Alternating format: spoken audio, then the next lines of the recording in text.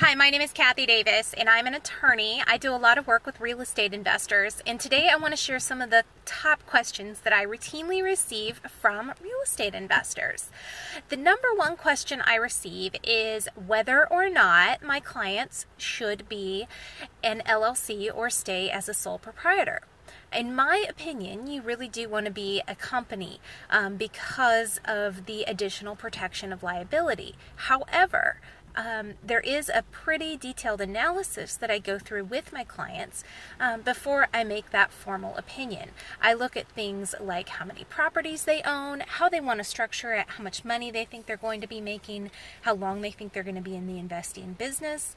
I also look at things like the cost of insurance, the cost of taxes, the cost of additional corporate costs that are involved. And so we can look at the full picture, the big picture, and make a good analysis of what the best choice is for them. Many of my clients start out as sole proprietors and then shift over to being an LLC or a corporation later. However, again, that's part of the whole analysis that I talked over. Another question I get is often about the lease. Many of my clients will just grab an available lease and use that, but then at some point they want to have that lease reviewed to make sure it's correct. The number one thing I always say is to use a lease and then to follow it. So if there are late payment provisions or anything like that, make sure that you enforce all of those provisions so there's no argument that you have waived those against your tenants later. The last question I get a lot of has to do with managing short-term rentals. I live in a vacation rental area, a lot of vacation traffic, a lot of tourists, and so a lot of my investor clients look at the idea of renting vacation property.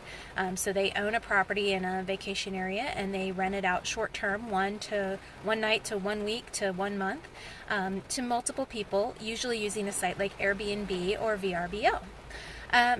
Those questions I get usually involve whether or not they should manage it themselves or use a rental company.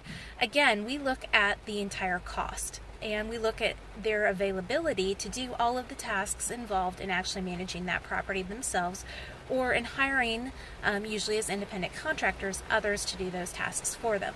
So again, it's an analysis. It's not a flat out yes, no, this is exactly how you should do it, because everybody is different, everybody's business is different, and everybody's needs are different.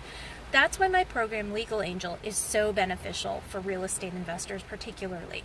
Every one of you is unique. And so if you are a real estate investor, I heavily encourage you to look at my new program called Legal Angel.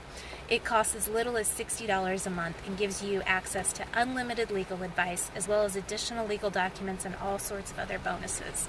So again, legalangel.us. Thank you for watching.